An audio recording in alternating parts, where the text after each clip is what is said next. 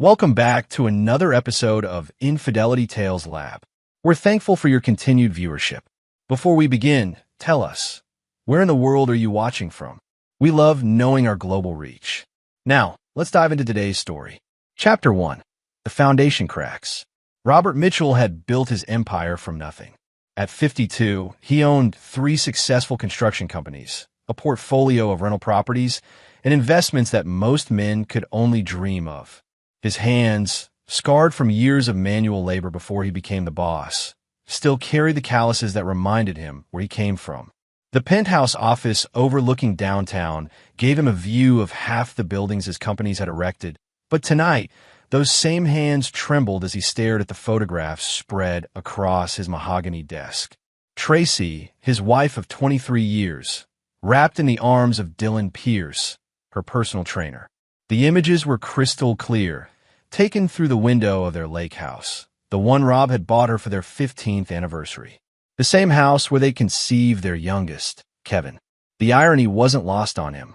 Rob's private investigator, Tommy Russo, sat across from him, chain-smoking despite the no-smoking policy. Tommy was an ex-cop who'd lost his badge for being too aggressive, but his methods got results. "How long?" Rob asked, his voice steady despite the rage building inside him. 6 months, maybe longer. Your wife's been real careful about covering her tracks, but Pierce? He's sloppy. Thinks with the wrong head. Tommy tapped ash into Rob's crystal paperweight. Neighbor security cameras caught them at least a dozen times. "Want me to dig deeper?" Rob studied the timeline Tommy had constructed. Tracy's sudden interest in fitness, her weekend trips to visit her sister, the way she'd become distant and critical of everything he did. It all made sense now. But what cut deepest wasn't the betrayal itself. It was the calculation behind it. Tracy had been planning this for months, maybe years. "What about the kids?" Rob asked. Tommy shifted uncomfortably. "Amanda knows. Has for a while.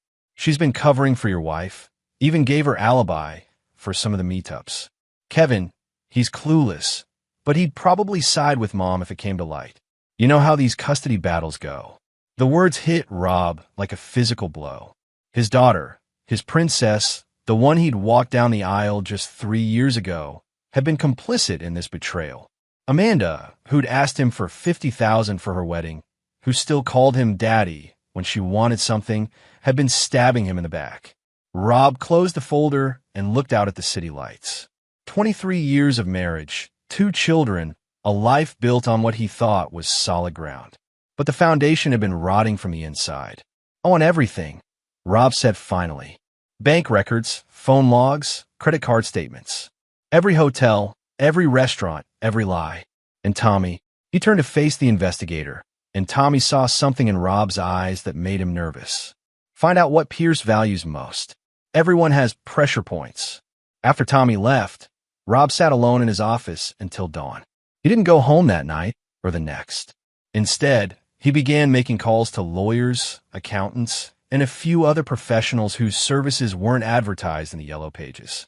By the time Tracy noticed his absence, Rob Mitchell, the man who'd never lost a business deal, never backed down from a fight, never forgiven a betrayal, was already 3 moves ahead.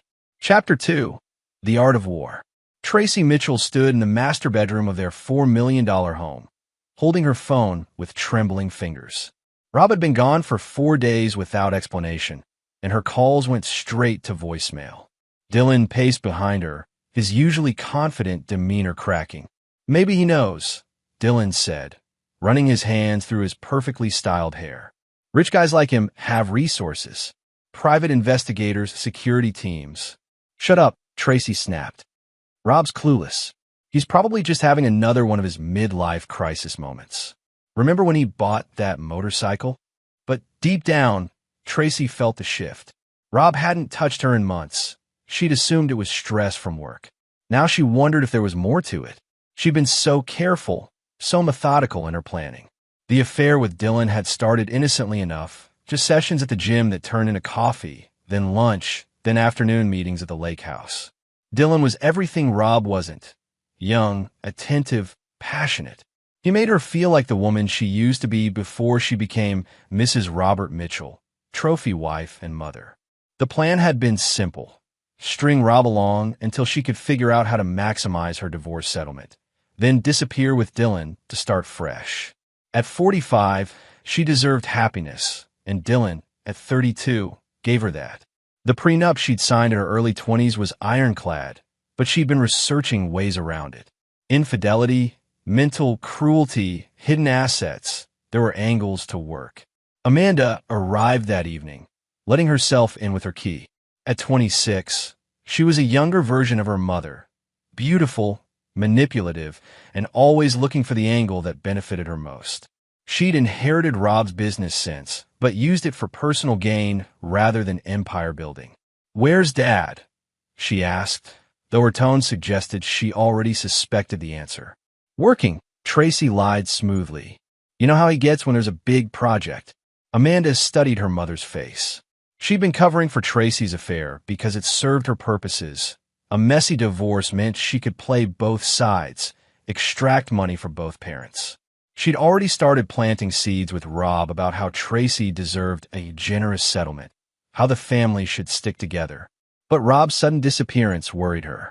Meanwhile, across town, Rob sat in a windowless room above Tommy's office, surrounded by surveillance equipment and legal documents. 3 divorce attorneys, the city's most ruthless, had spent the afternoon explaining Tracy's options and, more importantly, how to eliminate every single one of them. "The prenup is solid," confirmed Margaret Shunn, whose reputation for destroying cheating spouses was legendary. "But we need to be careful about how this plays out. She'll claim emotional abuse, try to invalidate the agreement. We need her to make the first move, show her true colors." Rob nodded. He'd already transferred assets, restructured business partnerships, and created legal landmines that would detonate the moment Tracy filed for divorce. But that wasn't enough. He wanted more than financial victory. He wanted total destruction. "What about Pierce?" Rob asked Tommy. Interesting background.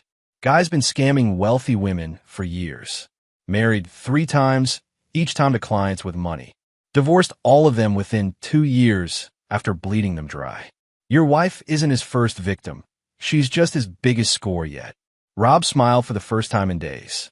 It wasn't a pleasant expression. "Set up a meeting with Pierce. Tell him a wealthy client wants to discuss private training sessions. Big money, exclusive arrangement." "You sure about this, Rob? Things could get messy." Rob thought about Amanda's betrayal, Tracy's calculated deception, the years of lies building up like compound interest. "They already are messy, Tommy. I'm just evening the playing field." As night fell over the city, Rob made one final call. The voice that answered was rough, professional, and expensive. "It's Mitchell. I need that favor we discussed." Chapter 3. The First Strike. Dylan Pierce drove his pristine BMW through the gates of Rob Mitchell's industrial complex, impressed despite himself. The meeting location seemed odd for discussing personal training, but wealthy clients often had quirks. The client had specified privacy above all else, and the payout promised was more than Dylan made in 6 months of regular sessions. The warehouse was dimly lit, with construction equipment scattered throughout. Dylan's confidence wavered as he realized how isolated the location was. When Rob Mitchell stepped out of the shadows, Dylan's blood turned to ice. "Mr. Pierce," Rob said calmly, his voice echoing in the cavernous space. "Thank you for coming." Dylan tried to maintain his composure, but his hand shook as he extended it for a handshake that never came. I think there's been a misunderstanding. I was told a client wanted to discuss training services." "Oh, there's no misunderstanding," Rob replied, circling Dylan like a predator. "I'm a client. I've been paying for your services for months. Actually, every hotel room, every dinner, every time you've been with my wife. I've been funding your little romance." The color drained from Dylan's face. This wasn't how these confrontations usually went. In his experience, wealthy husbands either threw money at the problem or simply looked the other way. They didn't lure you to abandoned warehouses. "Look, Mr. Mitchell, I can explain." "No need," Rob interrupted. "I know exactly what you are, Pierce. You're a predator who targets vulnerable women with money. Patricia Henley in Denver took her for $200,000. Jennifer Walsh in Seattle. Left her broke and destroyed her marriage to a tech executive. Should I continue? Dylan's jaw dropped. Rob had done his homework, but more than that, he'd connected dots that law enforcement had missed. Dylan's pattern of operations across multiple states, always staying just within legal boundaries while destroying lives. I don't know what you think you know, but Rob held up a tablet, playing surveillance footage of Dylan with 3 different women in 3 different cities, all wealthy, all middle-aged, all eventually abandoned. I know you're a parasite, Pierce, but what you don't know is that I'm the wrong host to try to feed on. 2 men emerged from behind the construction equipment, not thugs, but professionals. Clean-cut, methodical, the kind of men who solve problems quietly and efficiently. Dylan recognized the type from his time in the military, before he discovered that seducing lonely wives was easier than honest work. Here's how this is going to work, Rob continued. You're going to end things with my wife. Tonight, you're going to tell her you found someone else, that you never loved her, that she was just an easy mark. You're going to break her heart so thoroughly that she'll never recover. And if I refuse, Rob smiled that cold smile again. Then my friends here will ensure that your career seducing wealthy women comes to a permanent end. They're very creative, and I'm very angry. Your choice. Dylan's military training kicked in, assessing his chances. 2 armed professionals in an isolated location, with a man who clearly had the resources to make problems disappear. The smart play was obvious. What guarantee do I have that you'll let me walk away? My word, Rob said simply. Break my wife's heart, disappear from our lives forever, and you'll never see me again. But if you ever contact her, if you ever come back to this city, if you so much as send her a Christmas card. Rob let the threat hang in the air. Dylan nodded slowly. He'd cut his losses before, moved on to easier targets. Tracy Mitchell was beautiful and wealthy, but she wasn't worth dying for. That night, Tracy's world shattered in the parking lot of their usual hotel. Dylan was cold, cruel, efficient in his rejection. He told her she was too old, too desperate, too pathetic. He laughed when she cried, told her she'd been nothing more than a midlife crisis cure for a board trainer looking for easy money. Tracy drove home in a haze of humiliation and heartbreak, not noticing the car that followed her at a distance or the cameras that documented her tears. She found Rob waiting in the living room, sipping whiskey and reading the newspaper as if nothing had happened. "How was your evening, dear?" he asked without looking up. Tracy ran upstairs without answering, locking herself in the bathroom to sob. She had no idea that this was only the beginning, that Rob's true revenge was yet to come, or that her daughter was about to learn the cost of betrayal. Chapter 4. Family Fractures. Amanda Mitchell sat in her father's penthouse office 3 days after Dylan's brutal rejection of her mother, studying Rob's face for any sign of weakness. She'd always been able to read him, to manipulate his love for her into financial advantage. But the man sitting across from her now was different, colder, more calculating. "Mom's devastated," Amanda said, playing the concerned daughter. "She won't come out of her room, won't eat. Maybe you two should talk, work things out. Marriage counseling, or something." Rob set down his coffee and looked at his daughter with eyes that seemed to see right through her. "Interesting suggestion, coming from someone who's been helping your mother deceive me for months." Amanda's practiced expression of concern faltered. "I don't know what you mean, Daddy." "Don't." Rob's voice was sharp enough to cut. "Don't call me that, and don't insult my intelligence.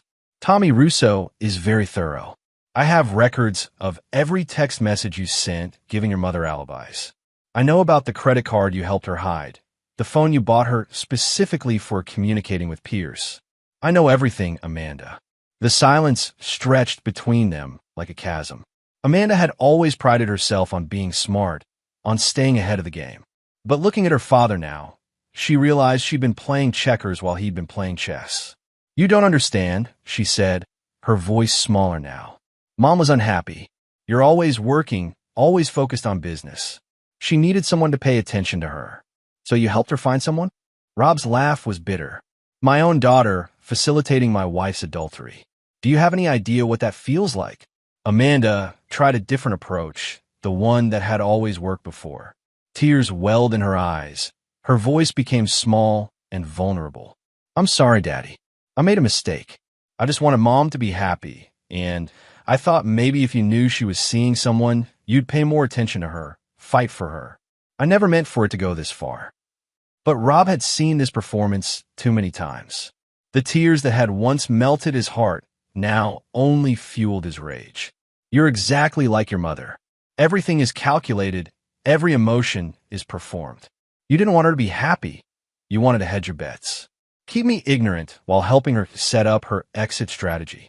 "That's not true." Rob opened a folder and pulled out financial records. 3 months ago, you asked me for money to expand your boutique. 50,000, you said. Emergency loan to save your business. But the business was never in trouble, was it? You needed cash to help your mother stockpile funds for her divorce.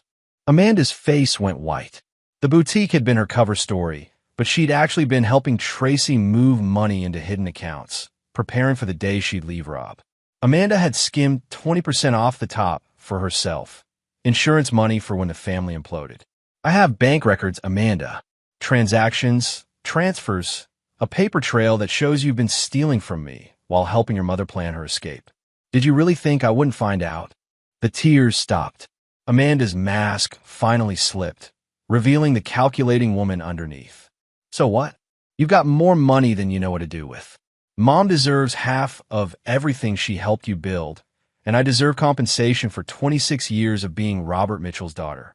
Do you know what it's like living in your shadow, never being good enough, never measuring up to your precious business empire?" There it was, the truth Rob had suspected but hoped wasn't real. His daughter didn't love him. She resented him. Everything had been about money, position, advantage. "You're right," Rob said quietly. "You do deserve compensation. In fact, I've already started the process." He slid another document across the desk. "Effective immediately, you're cut off. No more allowance, no more credit cards, no more bailouts. The boutique loan? I'm calling it in. Full payment due in 30 days. Amanda grabbed the paper, scanning it frantically. "You can't do this. I'm your daughter. Biology doesn't excuse betrayal," Rob said, standing. "You made your choice when you chose your mother's side. Now live with the consequences. Kevin will never forgive you for this." Rob's smile was cold. Kevin doesn't know about any of this yet. But when he finds out, and he'll learn the same lesson you're learning now. Actions have consequences, and I never forgive betrayal. Not from my wife, not from my daughter, not from anyone. Amanda stormed out, her heels clicking angrily on the marble floor. But Rob wasn't finished with her. Not by a long shot. He had plans for Amanda, plans that would teach her the true cost of crossing Robert Mitchell. As the elevator doors closed behind his daughter, Rob made another call. "It's time for phase 2, he said into the phone. "And this time, we're going after the whole family." Chapter 5, The Trap Springs. Kevin Mitchell was the only innocent left in the family, and Rob intended to keep it that way, at least until the boy chose his own side. At 19, Kevin was everything Rob had been at that age. Hungry, ambitious, and naive about the true nature of the people closest to him. Unlike Amanda, Kevin had never asked for handouts. He worked part-time while studying business at the state university, planning to earn his place in his father's empire rather than inherit it. That morning, Rob sat in Kevin's dorm room, watching his son pack for what he thought was a weekend trip home. Kevin had no idea that his family was imploding, that his mother was locked in her bedroom, drowning in humiliation, or that his sister was frantically trying to liquidate assets before Rob's lawyers froze everything. "Dad, you seem different lately," Kevin said, folding clothes into his duffel bag. "Mom says you're working too much, staying at the office. Everything okay?" Rob studied his youngest child, looking for signs of Tracy's manipulation or Amanda's calculation. But Kevin's concerns seemed genuine, untainted by the poison that had infected the rest of the family. "Things are changing, son," Rob said carefully. "Sometimes you discover that people aren't who you thought they were. When that happens, you have to decide what kind of man you want to be." Kevin paused his packing. "Are you and Mom having problems?" The direct question hung in the air. Rob could lie, protect Kevin's innocence a little longer, give him plausible deniability when the family war went public. Or he could tell the truth and see which side Kevin chose. Your mother has been having an affair for 6 months, Rob said quietly. Your sister knew about it and helped cover it up. They've been stealing money from me, planning to take half of everything I've built and disappear with her boyfriend. Kevin sank onto his bed, the color draining from his face. That's not possible. Mom loves you. Amanda would never. I have evidence, Kevin. Photos, bank records, text messages. Your mother and sister have been playing a long game, and I was the mark. Rob pulled out a tablet, showing Kevin the surveillance photos of Tracy and Dylan. This is who your mother really is. Kevin stared at the images, his world tilting off its axis. The photos were damning. Intimate moments between his mother and a man barely older than himself, captured with clinical precision. But worse than the betrayal was the calculation behind it, the cold planning that the evidence revealed. What are you going to do? Kevin asked, his voice barely a whisper. I'm going to destroy them, Rob said simply. Both of them. Completely. Your mother will lose everything. The house, the cars, her social standing, her future. Amanda will learn what it means to live without my protection and money. They chose to betray me, and I never forgive betrayal. Kevin looked up at his father, seeing something he'd never seen before. A ruthlessness that was both terrifying and impressive. This wasn't the father who'd taught him to ride a bike or helped with homework. This was Robert Mitchell, the businessman, the man who'd crushed competitors and built an empire through sheer force of will. What about me? Kevin asked. That's your choice, Rob said. You can stand with them, try to hold the family together, forgive and forget. If you do, you'll go down with them. Or you can stand with me and learn what it really means to be a Mitchell. The weight of the decision settled on Kevin's shoulders. He thought about his mother, probably upstairs crying over a man who'd used her and thrown her away. He thought about Amanda, always scheming, always looking for an angle. Then he looked at his father, the man who'd built everything they had, who'd given them opportunities and advantages, only to be betrayed by the people he loved most. They really did this? Kevin asked. Mom, and Amanda really betrayed you? Rob nodded. For months. While I was working to secure your future, your sister's business, your mother's lifestyle, they were planning to take it all and disappear. Kevin stood up, his decision made. Then they deserve whatever you do to them. Rob felt a mixture of pride and sadness. Kevin had chosen correctly, but that choice would change him forever. The boy who'd entered college, still believing in the fundamental goodness of family, was about to become a man who understood that loyalty was earned, not given. Good, Rob said, because I'm going to need your help. What I'm planning will require someone they trust, someone who can get close to them without raising suspicion. Kevin's eyes hardened with a resolve that reminded Rob of himself at that age. Tell me what you need me to do.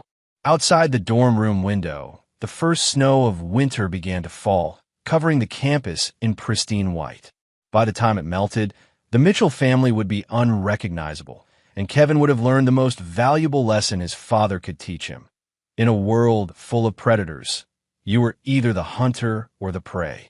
Chapter 6, The Son's Gambit. Tracy Mitchell had been locked in the master bedroom for a week, surviving on the meals Kevin brought her and the pills Dr. Patel had prescribed for her nervous exhaustion. She hadn't spoken to Rob since the night Dylan destroyed her heart, hadn't even asked where her husband was spending his nights. The humiliation was too complete, too devastating. Every time she closed her eyes, she heard Dylan's cruel laughter, his words about her being desperate and pathetic.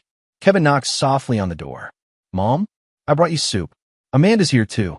She wants to talk to you. Tracy forced herself to sit up, to look presentable for her children. They were all she had left now. Rob's coldness, his absence, told her everything she needed to know about their marriage. But her children still loved her, still needed her. Amanda entered first, her face drawn with worry that seemed genuine. She'd spent the past week trying to access the accounts she'd helped Tracy set up, only to discover that Rob had frozen everything. Her boutique was failing without his financial backing, and her creditors were circling like vultures. But she couldn't tell her mother about any of that. Not yet. Mom, you have to get up, Amanda said, sitting on the edge of the bed. Dad's planning something. He's moved out of the house, he's not answering my calls, and Kevin says he's been staying at the office. Kevin entered with a tray of food, his expression carefully neutral. He'd spent the week learning to lie to his mother and sister, to play the role of the loyal son, while secretly reporting everything back to Rob. It was harder than he'd expected, but his father had taught him that business and war required sacrifices. He knows, Tracy whispered, finally giving voice to her fear. He knows about Dylan. Amanda and Kevin exchanged glances. Kevin's was calculated. Amanda's was panicked. "What are you talking about?" Amanda asked, but her voice lacked conviction. Tracy looked at her daughter, seeing the guilt written across her face. "You know too, don't you? Both of you know." Kevin sat down carefully, playing his part. "Mom, I don't understand. What about Dylan?" But Amanda couldn't maintain the charade. The stress of the past week, the financial pressure, the realization that Rob was systematically dismantling their lives. It all came pouring out. "He has photos," Amanda said. "Dad confronted me with evidence. He knows about the affair, about the money, about everything. And he's cutting us off, Mom. All of us." Tracy felt the world tilt around her. "Photos." Kevin reached into his jacket and pulled out a tablet, part of his assignment from Rob. "I'm sorry, Mom. I think you need to see this." The surveillance footage was devastating. Not just the intimate moments with Dylan, but also meetings with divorce attorneys, conversations with Amanda about hiding assets, discussions about how to maximize her settlement. Rob had been watching, recording, building a case while she thought she was being clever. "Oh God," Tracy breathed.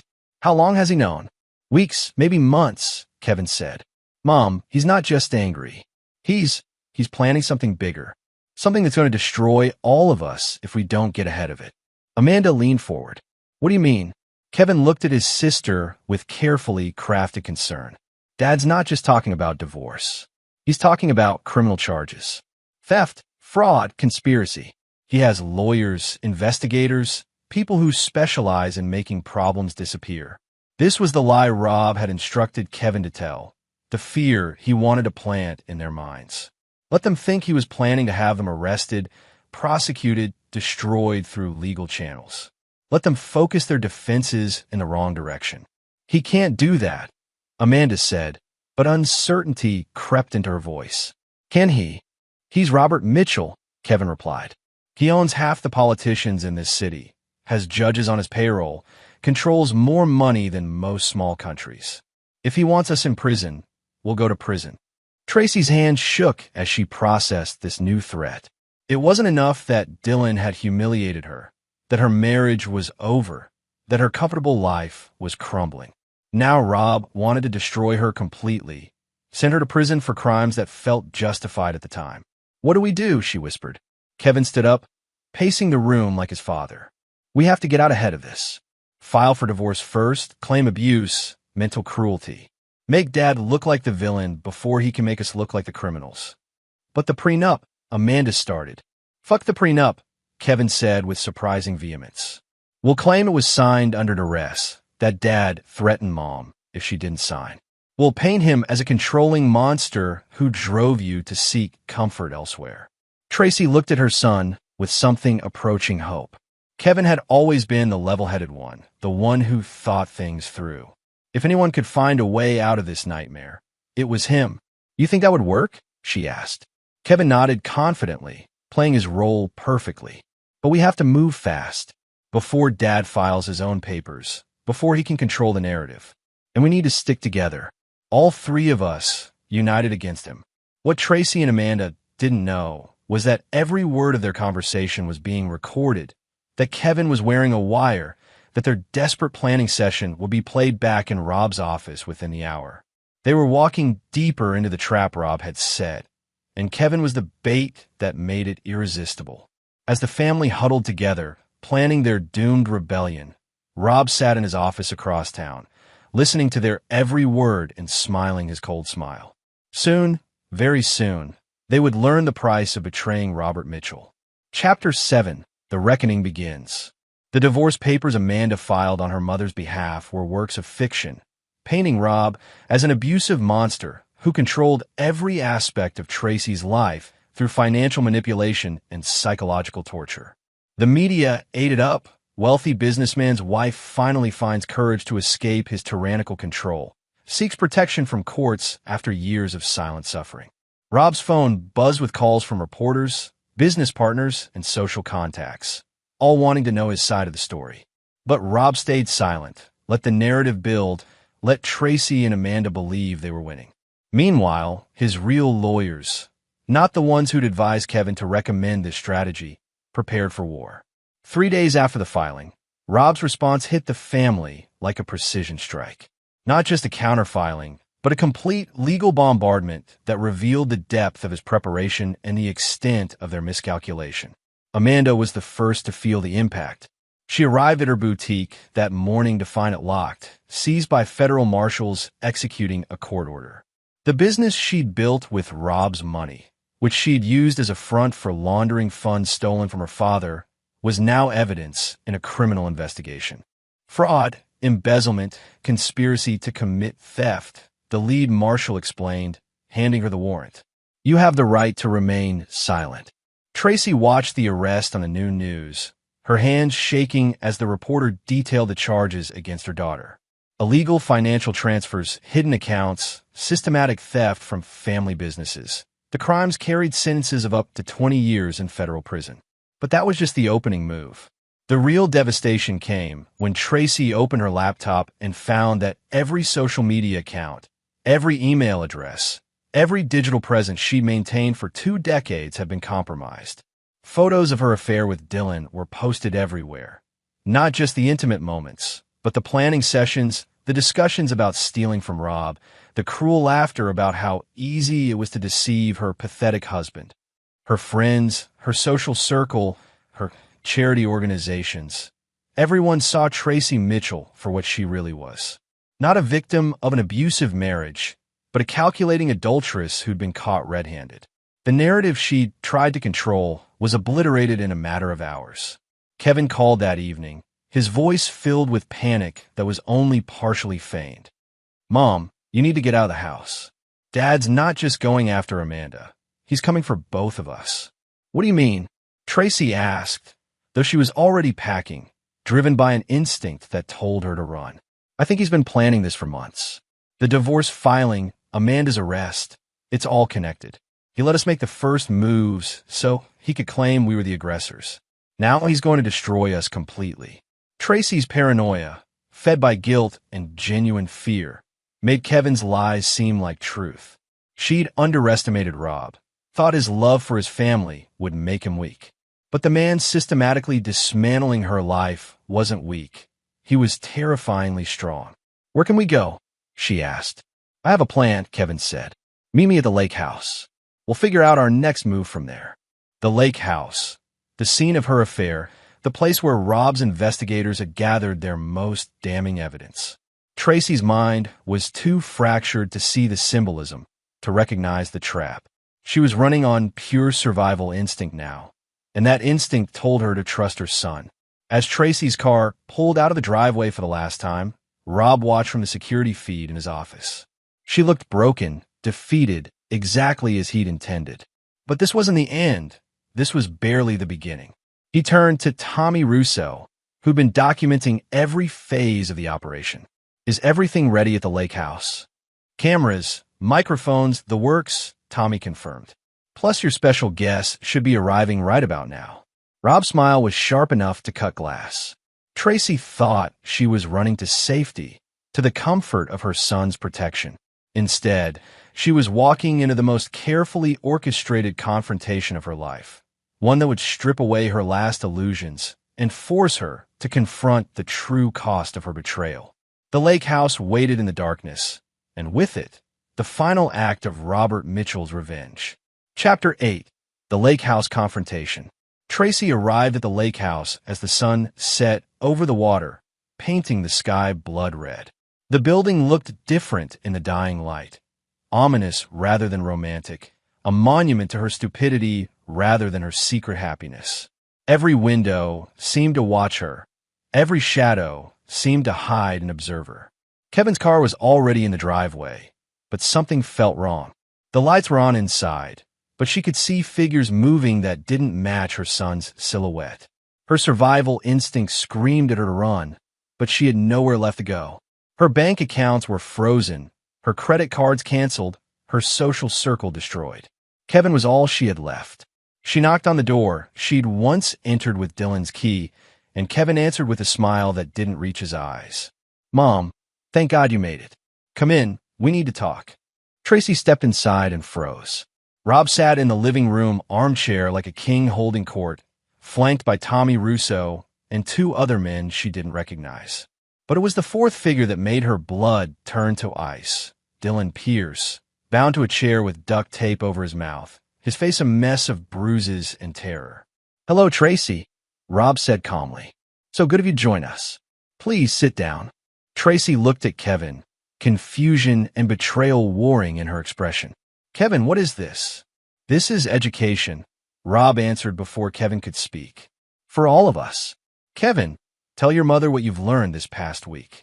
Kevin's mask finally slipped completely, revealing the cold calculation he'd inherited from his father. "I learned that loyalty has to be earned, Mom, and that you never earn mine." The words hit Tracy like physical blows. Her baby, her youngest child, the one she'd thought still loved her unconditionally, had been working against her all along. "Kevin, please," she whispered. "Please what?" Kevin's voice was harder than she'd ever heard it. "Please forgive you for cheating on Dad. Please ignore the fact that you and Amanda tried to steal from the man who gave us everything. Please pretend that you didn't laugh about how pathetic he was while you were fucking your trainer." Rob watched the confrontation with satisfaction. Kevin's transformation was complete, from naive boy to ruthless man in the span of a week. The betrayal had forged him in the same fires that had once forged Rob himself. "Sit down, Tracy," Rob said again, his voice carrying the authority of a man who'd never learned to accept no for an answer. Tracy sank onto the couch, her eyes fixed on Dylan. His muffled sounds through the tape were desperate, terrified. Whatever had happened to him before she arrived had broken something fundamental inside him. "Do you know what Mr. Pierce told me when I asked him about you?" Rob asked conversationally. "He said you were pathetic. A desperate middle-aged woman throwing herself at a man young enough to be her son. He said fucking you was like doing charity work, unpleasant but profitable." Each word was a carefully placed knife, designed to cut deep and leave scars. Tracy's face crumpled, but Rob wasn't finished. "But that's not the worst part," he continued. "The worst part is that he was right. You were pathetic. A woman who had everything. A husband who loved her, children who respected her, a life of luxury and comfort. And threw it all away for what? A few hours with a professional con man who saw you as nothing more than a paycheck." "Rob, please." Tracy tried to speak, but he cut her off. 23 years of marriage, Tracy. 23 years of building something together, of trusting you, of believing that we were partners. And you repaid that trust by planning my destruction while smiling to my face every morning. Rob stood up, walking to the window that overlooked the lake. "This house was supposed to be our retreat, our private sanctuary. Instead, you turned it into a brothel, defiled every room with your betrayal. Do you have any idea what that feels like?" Tracy was crying now, but Rob felt no sympathy. Those tears were for herself, for her situation, not for the pain she'd caused. "But here's what you never understood about me, Tracy. I don't forgive. I don't forget. And I don't show mercy to people who betray me." He turned back to face her, his eyes empty of any warmth or love. Not even family. Tommy stepped forward, handing Rob a tablet. "The transfer is complete, boss. Everything's been moved to the offshore accounts." Rob nodded, then looked at Kevin. "Son, would you like to tell your mother what's happened to her future?" Kevin's smile was his father's smile, cold, victorious, final. "All of it, Mom. Every account you set up, every asset you try to hide, every penny you thought you'd stolen. Dad found it all, and now it's gone. You have nothing left." Tracy looked around the room at the men who held her life in their hands. Her husband, her son, and the professionals who did their dirty work. She was completely alone, completely powerless, completely destroyed. What are you going to do to me?" she whispered. Rob's answer was simple, final, and absolutely terrifying. Everything. Chapter 9. The Price of Betrayal. The final phase of Rob's revenge unfolded with the precision of a military operation. Tracy's destruction wasn't just financial or social. It was complete erasure from the life she'd known. The woman who'd once commanded respect at charity galas and country club luncheons ceased to exist, replaced by a cautionary tale whispered about in the circles she'd once ruled. Amanda's trial became front-page news, her desperate attempts to claim innocence crumbling under the weight of evidence Rob had methodically gathered. The jury saw the bank transfers, heard the recorded conversations, watched surveillance footage of her systematically looting her father's businesses. The 20-year sentence was announced on a Tuesday morning, and Amanda was led away in shackles while photographers captured every moment of her humiliation. Tracy attended the sentencing alone, her request for reconciliation with Kevin ignored, her pleas to Rob for mercy met with cold silence. She'd sold everything of value, jewelry, clothes, even the car, to pay for Amanda's defense attorney, but hadn't mattered.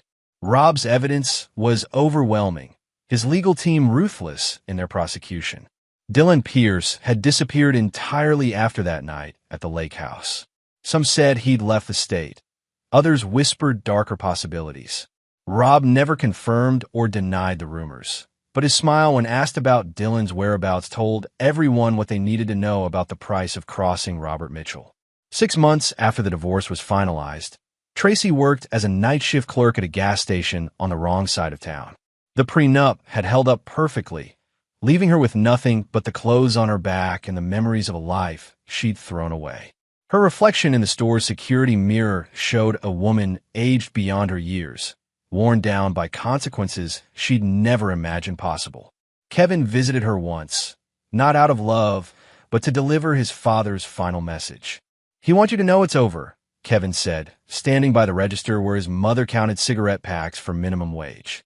"You can stop looking over your shoulder, stop waiting for the next shoe to drop. His revenge is complete." Tracy looked at her son, tall, confident, wearing a suit that cost more than she made in 3 months. Rob had promoted Kevin to vice president of operations, fast-tracking him through the business world as a reward for his loyalty during the family war. "Do you ever think about what we used to be?" Tracy asked. "When you were little, when we were happy." Kevin's expression didn't change. "We were never happy, Mom. We were just good at pretending. The difference is that now we don't have to pretend anymore." He left without saying goodbye, and Tracy knew she'd never see him again.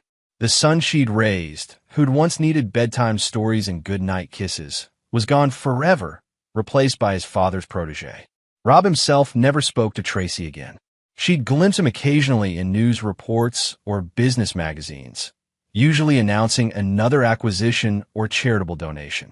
He'd remarried within 2 years, a younger woman from a good family who understood the value of loyalty and the price of betrayal.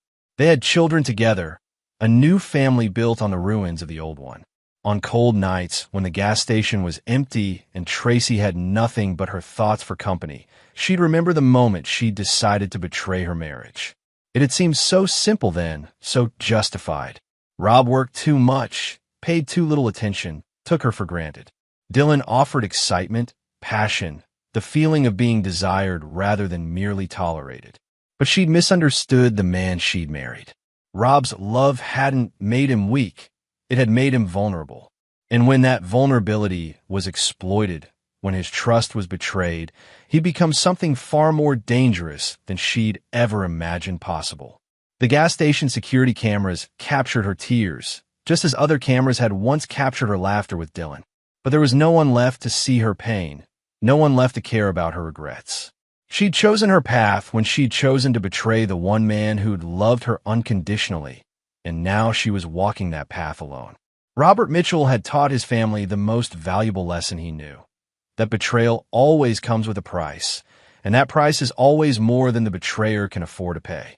Tracy Mitchell paid that price every day, in the reflection of security mirrors and the memory of everything she'd lost. Some mistakes can be forgiven.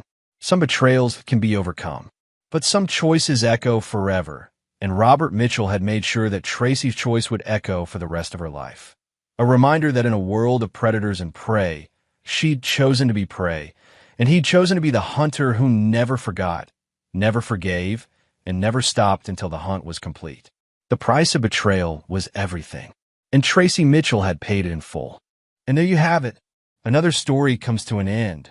What did you think? I'd love to hear your thoughts in the comments below. If you enjoy this story, consider joining our community by subscribing. It means the world to us. For more stories like this one, check out the recommended videos on screen, and I'll see you there.